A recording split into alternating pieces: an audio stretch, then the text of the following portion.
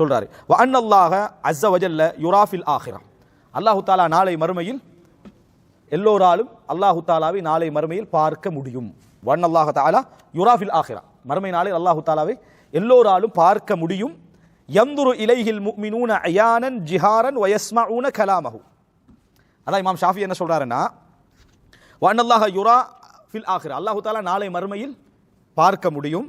யன்துரு இலைஹில் முஃமினூன், முஃமின்கள் பார்ப்பார்கள். அயானன், கண்களால் பார்ப்பார்கள்.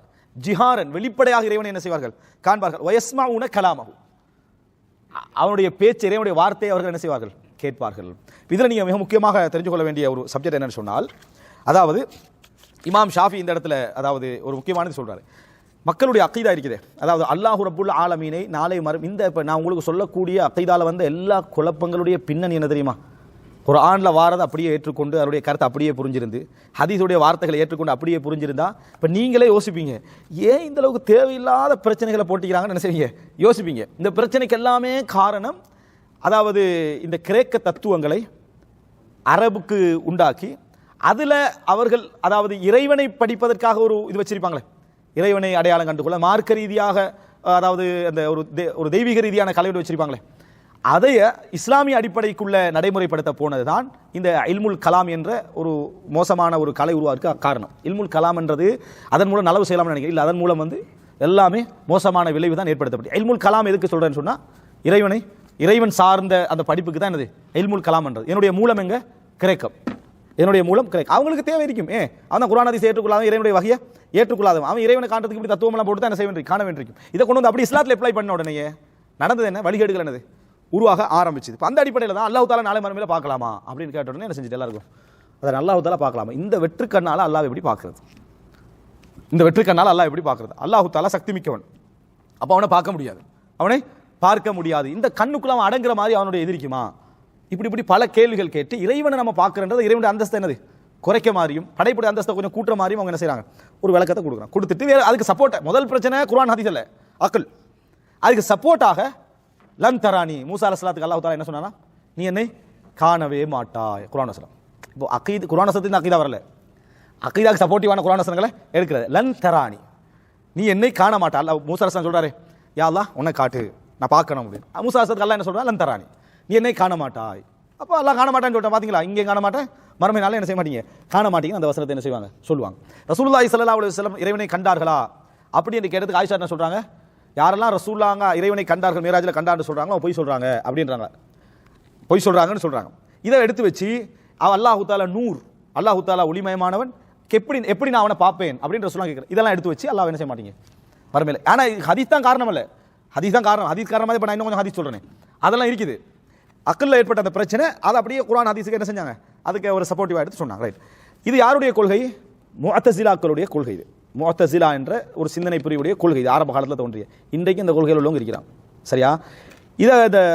இதுக்கு பின்னால அஷ்அரியாக்கள் என்ற ஒரு பிரிவினர் தோன்றாங்க. இந்த முஅத்தஸிலாக்களுடைய கொள்கைக்குள்ளிருந்து பிரிவு வந்தவங்க, அதாவது வெளியே வந்தவங்க. இது முஅத்தஸிலாக்களோட முரண்பட்டு வெளியாகின குழு இருக்கிறாங்களே, அவங்களோட பேர் தான் அஷ்அரியா. எப்படி முஅத்தஸிலாக்கள் என்ற இந்த குழுவினோடு முரண்பட்டு வெளியாகின குழு தான் அஷ்அரியா. அவங்க என்ன சொல்றாங்கன்னா, அல்லாஹ் மறுமையினால பார்க்கலாம், கல்பால பார்ப்பாங்க. எதாவது பார்ப்பாங்க, கல்பால என்ன செய்வாங்க, பார்ப்பார்கள் அப்படின்னு அவங்க என்ன செய்றாங்க சொல்றாங்க. இப்போ பார்த்துக்கங்க, அல்லாஹ்வை பார்ப்பார்கள்ன்றதுக்கு இமாம் ஷாஃபி சொன்ன பதில பாருங்க.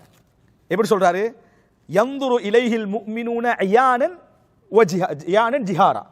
என்ன, வெளிப்படையாக கண்களால் பகிரங்கமாக பார்ப்பார்கள். ரெண்டு பேருக்கு மறுப்பு சொல்கிறார். முஅத்தஸிலாக்களுக்கு மறுப்பு, அஷ்அரியாக்களுக்கு மறுப்பு. இதைத்தான் எங்களை உங்களை மொழிபெயர்க்கிற நேரத்தில் புறக்கண்ணால் முஸ்லிம்கள் இறைவனை பார்ப்பார்கள் அப்படின்னு சொல்லுவாங்க. ஏன் புறக்கண்ணை சேர்க்கிறாங்க தெரியுமா? அஷ்அரியாட கொள்கை அகக்கண்ணால பார்க்கிறன்றது. எனவே அதாவது பார்ப்பார்கள் என்று மட்டும் சொன்னா அஷ்அரியாக்கள் உள்ளுக்கு வந்துருவாங்க, நாங்களும் தான் பாப்பான்னு சொல்றோம் எப்படின்றதுக்கு புறவு தான் காட்டிக்கொள்வாங்க, அப்போ காட்டிக்கல மாட்டாங்க. நல்லா புரிஞ்சுக்கங்க, எங்களோடு இருக்கக்கூடிய ஹனஃபி மதபை பின்பற்றக்கூடியவர்களாக இருந்தாலும் சரி, ஷாஃபி மதபை பின்பற்றக்கூடிய நம்மளோட அகீதா அல்லாவை அகக்கண்ணால் பார்ப்போம் என்றதுதான். எங்க ஊர்களில் இருக்கக்கூடியவங்களை சொல்றேன், என்ன, அல்லாவை அகக்கண்ண. இமாம் ஷாஃபி சொல்றாரு, யன்துரு இலைஹில் முஃமினூன அயானன் ஜிஹாரா, கண்களால் பார்ப்பார்கள். அப்ப என்ன ட்ரை பண்ணுவாங்க, இஸ்னாத லைஃப் ஆக்குறது எப்படி? இந்த இமாம் ஷாஃபியுடைய அகீதா வந்து இஸ்னாத் இருக்குது, லைஃப் ஆக்க இப்போ அப்போ எங்கே போவாங்க, ஹக்காரிக்கு தான் என்ன செய்வாங்க போவாங்க. ஹக்காரியை லைஃப் ஆக்குறதுக்கு முன்னா நம்ம என்ன செஞ்சோம், ஃபுல் டீட்டெயில்ஸா அபூ தாலிப் அல் உஷாரியும் இந்த அறிவிப்புகள் என்ன செஞ்சுக்கிறாரு. இவரில் கொஞ்சம் பலகீனம் இருந்தாலும் இது பல வகையில் அறிவிப்பு செய்யப்பட்ட ஒரு செய்தி என்ற நேரத்தோட சொன்னதுக்கான காரணம் இதுதான். புரிஞ்சுதா?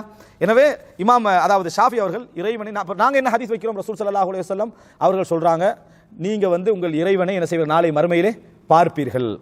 எப்படி பார்ப்பீங்க? கமா தரவுனல் கமர லைலத்தல் பத்ர், அதாவது பௌர்ணமி இரவிலே எப்படி சந்திரனை பார்ப்பீர்களோ அது போன்று நீங்கள் என்ன செய்வீர்கள், பார்ப்பீர்கள். சந்திரனை பார்க்கறதுல யாருக்கும் டிஸ்டர்பன்ஸ் என்ன செய்யாது, எல்லாரும் பார்த்தாலும் இருக்காது. அது போல நீங்க அல்லாஹ்வை என்ன செய்வீர்கள், பார்ப்பீர்கள் சொன்னா. குர்ஆனிலே அல்லாஹ் தஆலா உஜூஹு யௌம இதின் நாதிரா, நாளை மறுமையிலே அந்த மனித முகங்கள் எல்லாம் இறைவனை இலா ரப்பிஹா நாதிரா, இறைவனை பார்த்து கொண்டிருக்கும் அல்லாஹ் தஆலா குர்ஆன்ல என்ன செய்றான், சொல்லி காட்டுறான். அந்த நாதிராக்கு என்ன சொல்லுவாங்கன்னு சொன்னா, அஃபலா யன்துரூன இலல் இப்லி கைஃப குலிகத், இந்த சிந்திக்கிற மாதிரி என்னது, அவர்கள் இறைவனை பற்றி சிந்தித்துக் கொண்டிருப்பார்கள் அப்படின்னு அதுக்கு ஒரு விளக்கம் என்ன செய்வார்கள் கொடுப்பார். பாத்தீங்களா, ரெண்டுல ஒன்று செய்வாங்க. ஒன்று ஹதீஸ் லைஃப் ஆக்குற, அதில் குர்ஆனுக்கு வேற விளக்கம் சொல்றது. இதான் பிதத்துடைய ரூட், அதான் பிதத்துடைய ரூட் என்றதை நாம் என்ன செய்கிறோம் பார்க்கிறோம். அடுத்ததாக பாருங்க,